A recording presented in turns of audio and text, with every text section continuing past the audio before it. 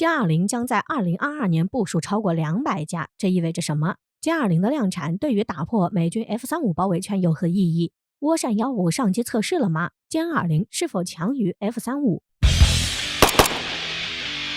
近日，中国央视新闻一改对中国先进武器报道谨慎的态度，在军事节目中首次走进歼-20战斗机，展示其更多的细节。而中国官方对歼-20的报道更加开放的态度，似乎也说明了一点：歼-20在中国空军中已经算不上压箱底了，因为中国空军队伍正在大规模装备歼-20战斗机。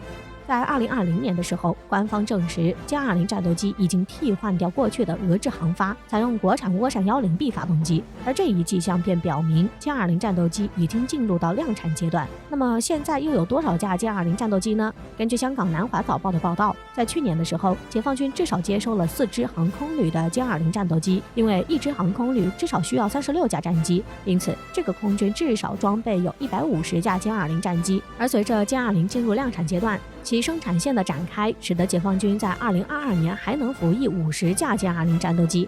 同时，解放军内部人士也证实，由于国家打算部署约200架歼-20，升级计划将满足解放军密集的演训要求。而200架歼-20战斗机意味着什么呢？至少从数量上来说，歼-20已经成为全球第2五代机。就全球服役的4款5代战机中，数量最多的5代机是 F-35战斗机，包括美军自己装备的以及出售给盟友的，大概在500架左右。而数量最少的5代机应该是俄罗斯的苏57战机，比较苏57，连俄空天军自己的76架都还没开始装备。而达到200架后，歼-20的数量将超越 F-22战斗机。毫无疑问 ，F-22是美国最先进的空优战斗机。但是自2011年其生产线关闭后，数量也就不会再增长了。美国总共生产了195架 F-22战机，除去早期的测试机，共有187架服役。从2005年服役至今，一共有5架 F-22战机在训练过程中坠毁，另有一些战机由于保存不当而造成战机损伤。最严重的一次就是在2018年10月，飓风迈克尔袭击了佛罗里达州的延德尔空军基地，多架 F-22战机泡水受损。据获悉，美军处于备战状态的 F-22战机只剩下168架。另外，目前歼-20也是整个亚洲地区数量最多的5代战机。目前，美军在冲绳常规部署的 F-35数量并不多。2017年，美军12架 F-35战机首次进驻冲绳美军基地，在部署6个多月后，又由14架 F-35进行接替部署，以后每年都是10几架 F-35进行替换。而在出售盟友方面，2017年开始，美军12架 F-35战机陆续交付日本，但每次交付数架或者10几架，数量并不多。目前，日本三泽基地大概有17架 F-35。此外，日本本土也获得建造 F-35的权利。2017年建造首架 F-35，原计划到2020年共建造16架 F-35，但是在2019年，日本本土建造的1架 F-35发生坠海事故，建造工作还受到波及。出售韩国方面，2019年首批2架 F-35抵达韩国，但随后受到疫情的影响 ，F-35在后一年也只交付数架。另外，美国也将 F-35战机出售给以色列。以色列向美国订购了多达50架 F-35战斗机，目前到货接近20架。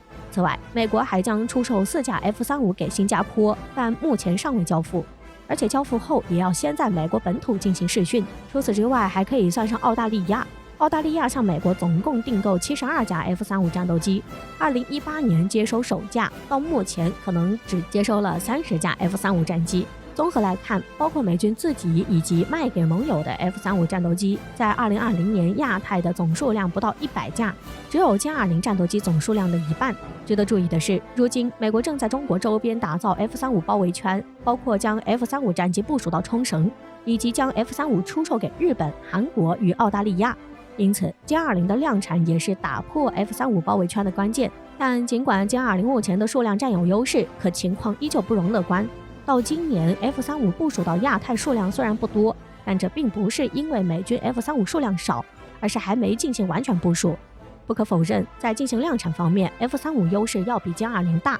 毕竟美国生产线更加成熟，而歼-20开启量产也才是近期的事儿。随着美军逐步把重心放在亚太，亚太将会出现5代机扎堆的局面。按照五角大楼的计划，在2020年开始，美军将把部署在冲绳的 F-16战机逐步全部替换成 F-35战机。此外，日本已经采购147架 F-35战机，在数量上仅次于美国，而韩国也采购了40架 F-35。这些 F-35战机将会在数年内陆续进行交付。韩媒曾预测，到了2025年，亚太地区部署的 F-35数量将达到300架，并且此后20年里将部署超过500架 F-35战机部署在中国周边。面对这种局面，解放军要想彻底打破 F-35包围圈的话，目前最需要做的可能还不是扩大量产，而是加速升级，尤其是航空发动机。只有解决了心脏病问题，歼20才能更无顾忌地扩大量产。前面提到，2020年歼20已经换装涡扇 10B 发动机，而有消息称，去年升级版的涡扇 10C 发动机也在歼20上进行换装。这些迹象都表明，中国在航发升级问题上已经是抓紧时间下足功夫了。但涡扇10系统在航空发动机并非是歼20的最终解决方案，中国需要的是涡扇15发动机。最近，一张歼20发动机测试平台的照片引起了热议。照片中，飞机尾部的发动机喷嘴花瓣有13个，而涡扇10系列的喷嘴花瓣有15个。很显然，这是另一款新型发动机。外界推测，这说明了涡扇15发动机已经进入到上机测试阶段。这对于急需扩大量产的歼20来说，无疑是一个好消息。那么还有一个问题，安装了涡扇15进入了完全体的歼20战斗机是否要强于 F-35战斗机？当然，现代空军主要看的是体系，1对1狗斗这样的情况几乎不可能发生，单纯的武力 PK 其实很难有准确答案。不过，从两款战机的定位来看，歼20的设计初衷便是对标 F-22打造一款空优战机，而 F-35的设计初衷却是一款较低成本的隐身综合战机。虽然定位与执行的任务有差距，我们倒是可以从多方面看出，歼20并不逊于，甚至要优于 F-35战斗机的特点。对比于歼20 ，F-35最大的优势便是发动机以及数量。然而，单论空中格斗 ，F-35却并不占优势。歼20的主弹舱可以容纳4枚霹雳15中程导弹，侧弹舱可以容纳2枚霹雳10短距导弹。相比之下 ，F-35的内置弹舱可以容纳4枚 AIM-120D 导弹。在远程攻击方面，二者都是本着发现及摧毁原则，看谁先找到谁。不过，霹雳15导弹的射程要大于 AIM-120D 导弹，因此具有一定的手长优势。不过 F-35也有雷达优势，难分秋色。如果歼20与 F-35进行近距离的格斗，歼20的优势很大，歼20可以用霹雳15对付 F-35，而 F-35却只能依靠外挂 AIM-9X 响尾蛇导弹。这样的话 ，F-35隐身优势将会被完全破坏。从歼20与 F-35模拟作战记录也能看出差距。有报道称，歼20在4代机进行模拟空战时，打出了17-0的胜绩，而 F-35却在多次的模拟对抗中被阵风战机、台风战机以及 F-16战机击败过。根据 F-35飞行员的表述， F-35战机在与其他战机进行空中格斗时有2个致命的缺点。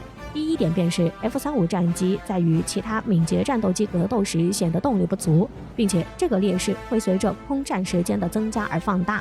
第二点便是 F-35战机在20到26度迎角范围内飞行的能力不足，如果遇到敌机进行急转弯， F-35战机很难第一时间反应过来。